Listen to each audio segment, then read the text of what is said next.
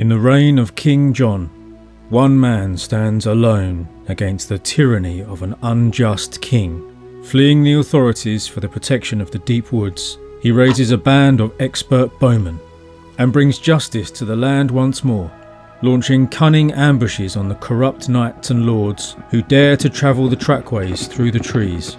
Thanks to this brave English hero and his band of bowmen, England will be saved and the true king will take up his throne in a new era of peace and prosperity. I'm Dan Davis, I'm a novelist, and on this channel we talk about the real history behind my historical fantasy stories. And this is the story of William of Cassingham.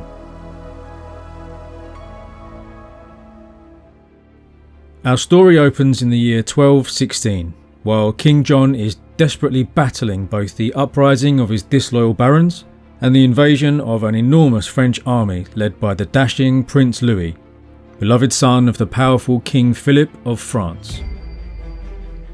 I have a separate video all about this invasion, so if you want to know the details, please watch that video. But suffice it to say, King John was on the back foot at this point.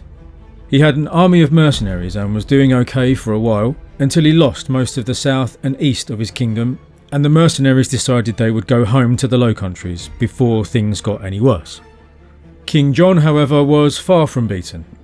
He still had the loyal support of the greatest knight who ever lived, William Marshal, the Earl of Pembroke, who was really old at this point but was famous throughout Christendom and was still quite brilliant. Together they developed a cunning strategy. They avoided a battle with Prince Louis that they could not win, and instead began a campaign that took them around England, marching from one rebel castle or manor to the next and forcing every rebel lord to either submit, join forces and pay a huge fine, or be killed and have his lands burned and his homes destroyed. As you might imagine, this worked brilliantly, and in this campaign John swiftly rebuilt his forces and his treasury while simultaneously denying his enemy these same resources. By the way, Prince Louis of France had by this point been declared King Louis of England. He hadn't been crowned yet, but everyone knew that that was only a matter of time. The lords and merchants of London had been the most enthusiastic supporters of Louis from the start. Since well before the invasion actually, enthusiastic supporters and traitors to the true king. So the whole south and east was in French hands, apart from the enormous and thoroughly modern and well supplied and well defended key castle of Dover, and a few others. All the lords of these lands had gone over to Louis, swearing fealty to him as their new king.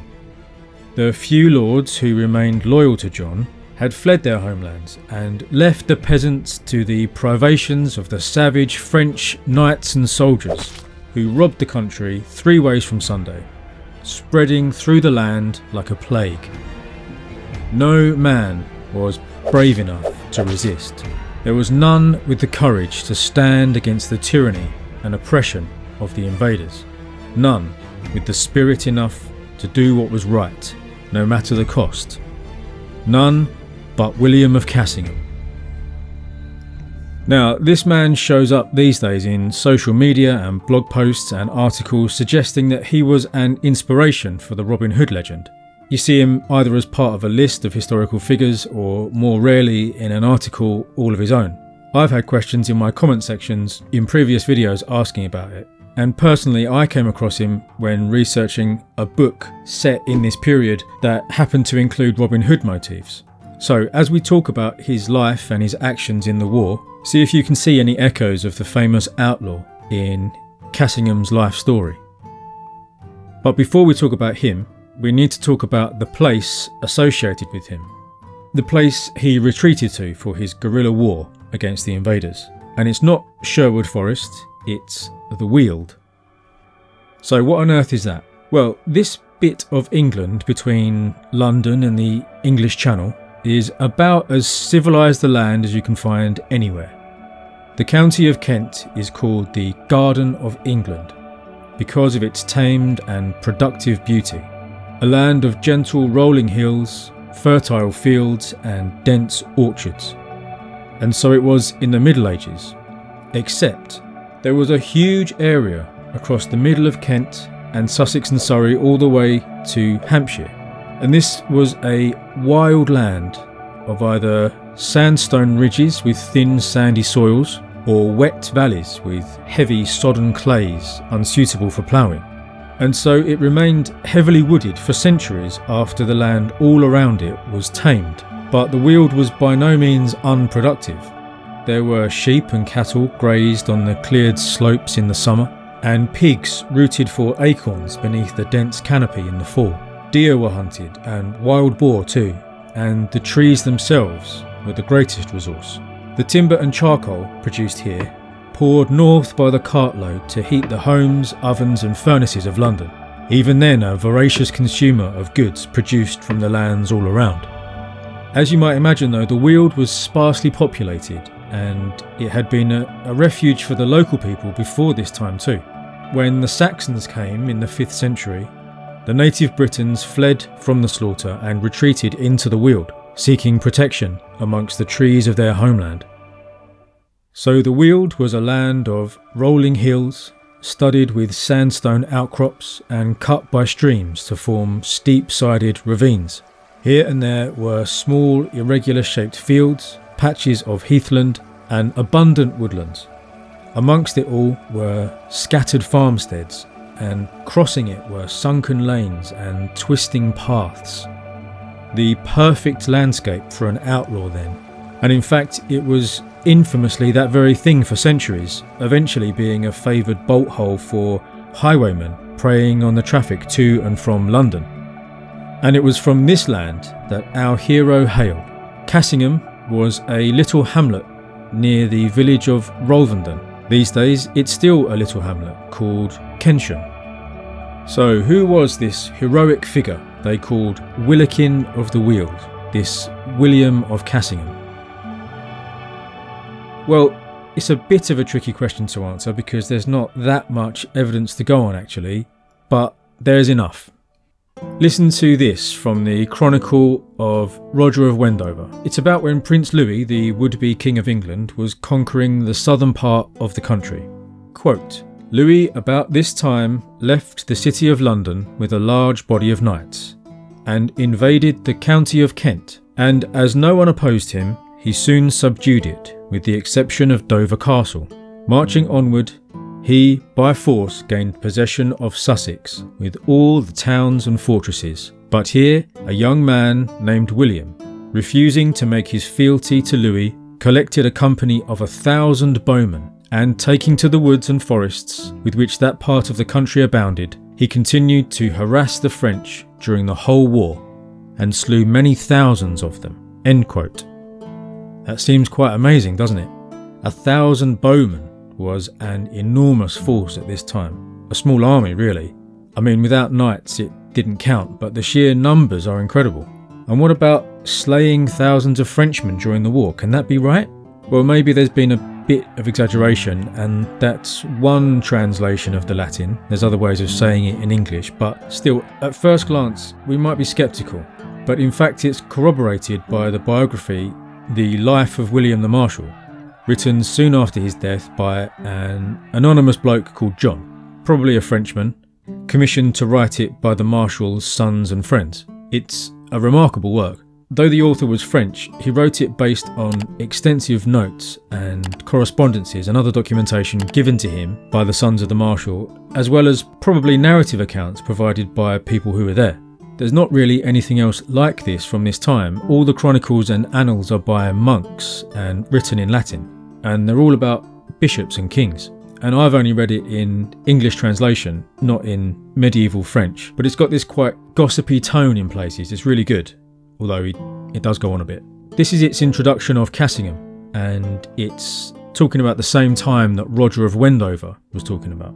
Quote, and then the Londoners succeeded in bringing Louis from France. He was in control of the land for quite some time, taking Farnham, Winchester, Portchester and Southampton. Those wretched French braggarts were drinking by the ton and barrelful, and claiming England was theirs, and that the English had no right to the land and should clear out.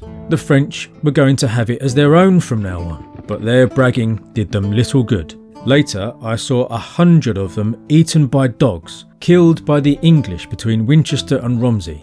In that sense, they ended up occupying English ground. And the same thing, and worse, happened in many parts. Witness the deeds of Willikin of the Weald. I'm talking about William of Cassingham because he's a character in my novel Vampire Outlaw. It's book 2 in the Immortal Night Chronicles. It takes place during the French invasion, and a lot of these events are described in the story. This is my most popular and beloved series. It's about an immortal knight who lives through 800 years of English and European history, and it's full of battles and brotherhood and beautiful, dangerous women. So if you like any of those things, there's a link to the books in the video description. So, what heroic deeds did our Willikin of the Weald do in the shadows beneath the trees? I should say first that we don't know exactly how old Cassingham was, but we know how long he lived, and he was called a youth in 1216, so he might have been only about 21 years old when he took to the woods and terrorised the future King of France, which makes his story all the more remarkable.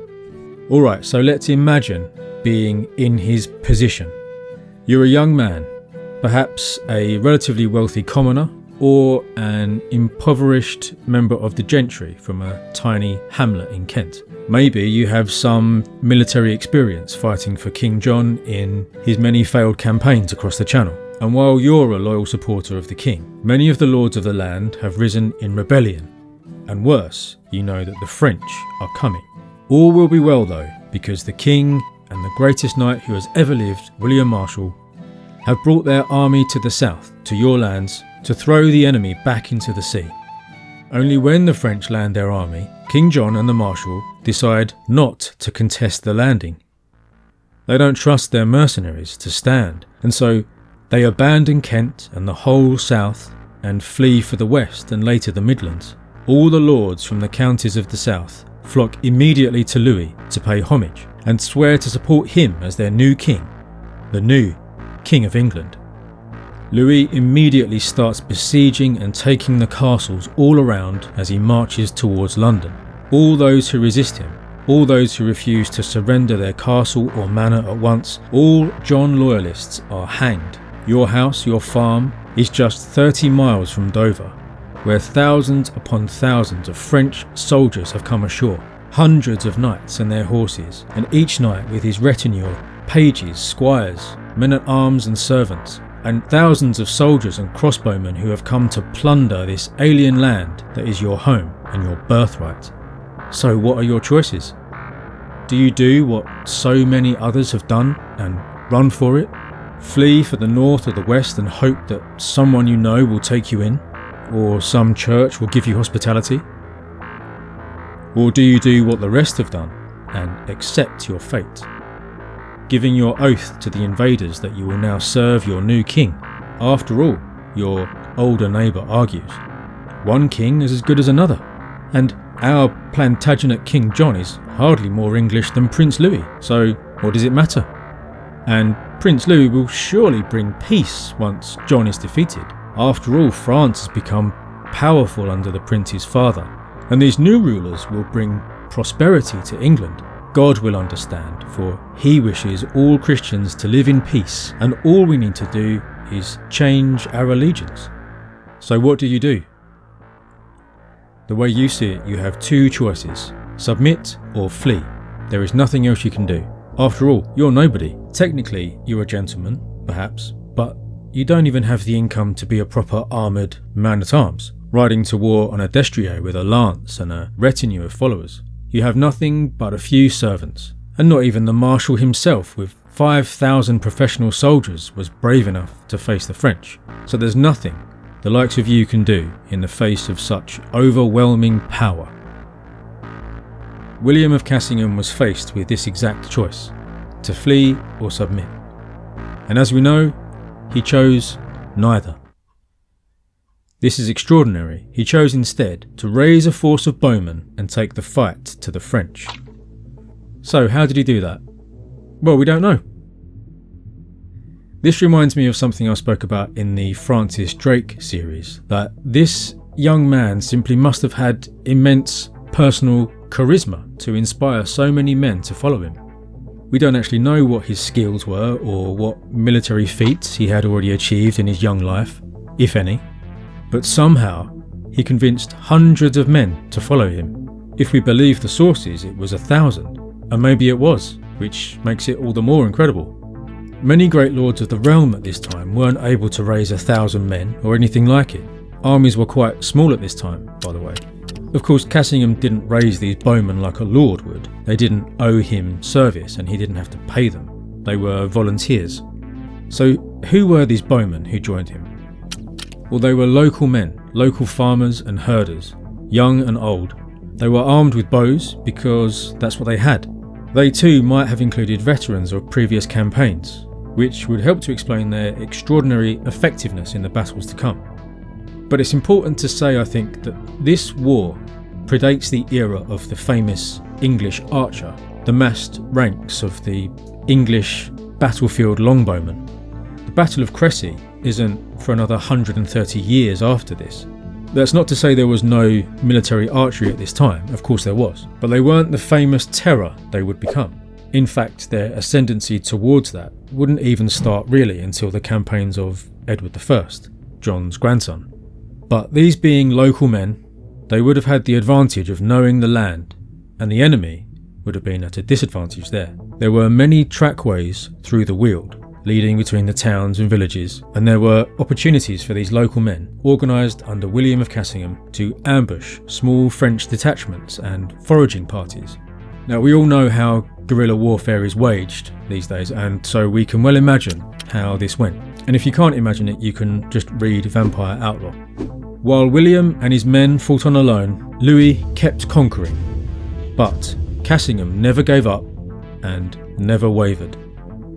When King John died in October 1216, Cassingham kept fighting under his new king, the 9-year-old Henry III. In fact, it was now that Willikin of the Weald really made his name. You see, early in 1217, Louis realised he was running out of money and men, and so he called a truce so he could go home to France to raise more of both before carrying on the war. But the upstart Cassingham now patrolled the roads between London and the south coast, and Louis with his escort of knights had to fight his way to the Channel ports. And it was near Lewes that Cassingham fell on him in a great ambush. As the prince and his knights fled from the massive force of bowmen, Cassingham even captured the 2 nephews of the Count of Nevers, a fine prize, but the action had only just begun. Louis was forced to redirect to Winchelsea, a very small town today but a crucial port at the time, and Cassingham made sure to trap the prince in the town. Not only did he use his forces to keep Louis from escaping by destroying the local bridges, he stopped reinforcements from reaching him by ambushing anyone who tried. Louis was in a trap, and it turned out that this had all been planned ahead of time. The local men of Winchelsea had stripped the town of food. They had even burned their mills and fled in boats along the coast a bit to Rye, where there was now a strong royalist garrison. What's more, royalist boats were ready to block the prince's escape and stop supplies coming in. This was a stunning turn of events.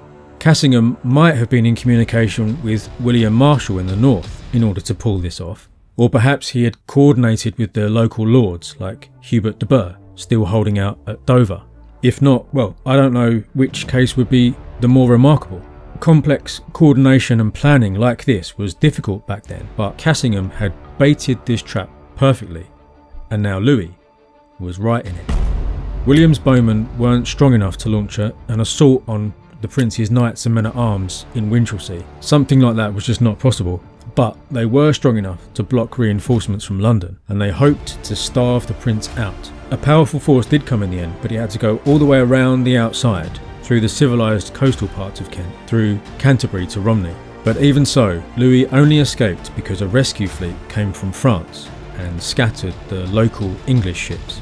This was a close-run thing, and nobody from Kent, thanks only to his own cunning and heroism, had very nearly captured the future King of France, and he sent him, starving, fleeing for his life from the kingdom he had thought all but won. It was a stunning turn of events and marked a turning of the tide. Getting bottled up like that and running away led many English lords to question their support of this French prince. Worse still for Louis, he was now out of the country for something like 2 months, and during that time the royalists under William Marshal retook or began sieges of multiple rebel castles, swinging the balance of power back towards the boy king Henry. The war wasn't over though. Remember, Louis was coming back with his reinforcements, and this time he meant to finish the job.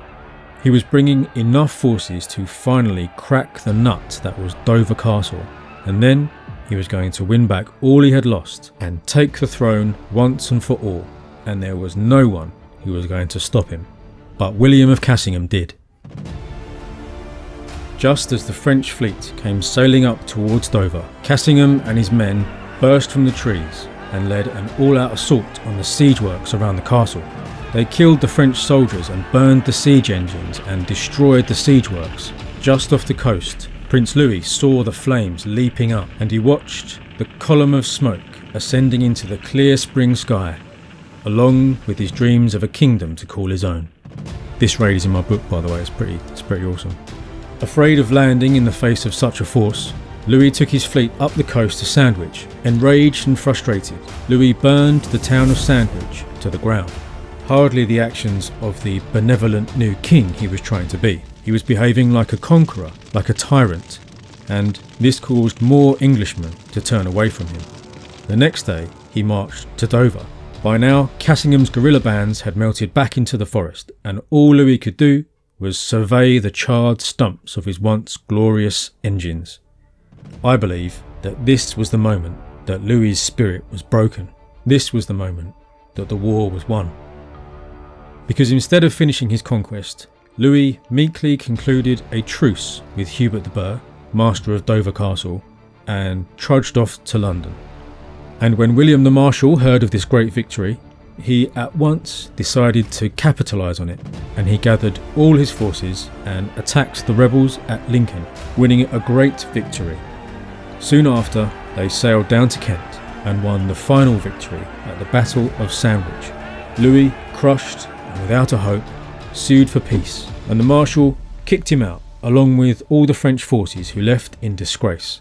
The locals probably throwing rotten cabbages at them and stuff like that. What an amazing turn of events. Louis had come this close to winning a kingdom, but he had been denied it by the stubbornness of one man. So what happened to William after this great victory? Was he knighted, given a castle, a statue? Did he marry into a powerful family? Well, everyone knew that William of Cassingham had helped win the war. Even early on, King John wrote to William and gave him money. And in fact, Henry III continued to support him financially all his life. The young king gave him the right to rents from certain lands and other lucrative rights, like the warrant to provide firewood to certain lords. Perhaps most significantly, he was made the warden of the 700s of the Weald. A hundred is an ancient English land division, and in the Weald there were 7 of them. Because of all this, Cassingham would have had quite a tidy income, enough to be considered a gentleman anyway, a man of some means. It's an anachronistic term, but imagine a man of the English gentry, a country squire. One of the accounts calls him a squire, but that has had multiple meanings over the centuries. Anyway, he was an important man, locally, for the rest of his life. And even after he died, the king provided protections, including money, for his widow for 7 years. I like to think that he was perfectly content with this. He might not have been raised up much higher by the powers that be, and he never influenced great events again, but he would have been famous everywhere he went in the south, celebrated by the local people that he had protected through those dark days, and known everywhere as a man in favour with the king. But despite all the evidence and his glorious, heroic actions, he's not quite the striding figure of English history that he deserves to be. Perhaps no one in power back then was willing to admit that Cassingham had outdone them all, really, and that jealousy and snobbishness continued in some way ever since. Now, we have to say that so little is known about his early life that some people have dared to suggest that he wasn't from the Weald originally. Maybe they say he was only called Cassingham because he had used that as his base during his guerrilla war. Maybe he wasn't even English at all. There's one later account that calls him a Flemish adventurer. It might be true, I suppose. There were plenty of mercenaries in John's service, but I don't believe that for a moment. His actions speak louder than any documentation or speculation. He stayed to defend his homeland when everyone else fled or gave in. To wage the kind of war he did, he must have known the land like the back of his hand, striking and melting away into the trees and valleys where the bewildered, frightened outsiders could not follow. And when the war was over, we know he stayed right here in the Weald to raise a family. He had a son called Ralph, and Ralph had 2 daughters called Petronilla and Benedicta. William of Cassingham died in June 1257, having held the 700s of the Weald for 40 years. So what about him being the real Robin Hood then, as is sometimes claimed? Is that true? Was Cassingham the inspiration for these stories? Well, the folklore of Robin Hood has been very well studied, and we know a lot about where these stories came from. And it's important to remember that they are stories. Robin Hood is a figure from folklore. He's a literary figure. Now, there are many historical figures who did things that call to mind the stories of Robin Hood, and maybe there really were historical figures that informed the folklore, but folklore doesn't need to be based on real figures. There are story forms that we all know and on some level inherently understand, and the exact narratives, characters and meanings of these forms change over time, fulfilling different functions, and the interplay between history and reality and the folklore and the literary is complex. The history informs the folklore, and the folklore often structures or frames the retelling of our history. For example, there are elements in the narrative of the life of William Wallace that echo the stories of Robin Hood. Of course, Wallace was a historical figure, but the popular narrative of his life, elements not recorded in official documentation, but through folklore, have seemed Robin Hood-like to some folklorists. There are other less famous historical figures whose stories bring to mind Robin Hood too, and perhaps their actions did inform the tales. But there was no one man who was the real Robin Hood. The famous stories of Robin and his friends grew over time as their popularity grew, and bards developed them further. For example, Maid Marian and Friar Tuck started out as the heroes of their own ballads, and only later did various bards bring these popular characters together, like a comic book superhero team-up, into the tales of Robin Hood. That doesn't lessen the importance or the value or the meaning of Robin Hood at all. It's just, it is what it is. But of all the potential historical figures that could have informed Robin Hood, Cassingham is surely one of the least likely.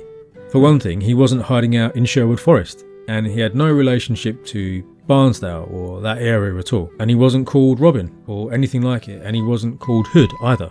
And he wasn't an outlaw exactly, he just defied an invader who called himself king. And he didn't rob the rich to give to the poor. However, he did defend the common people from enemy soldiers with a band of bowmen, and they did so by ambushing them from the forest. But this wasn't the playful hijinks from the ballads. They beheaded the Frenchmen they captured.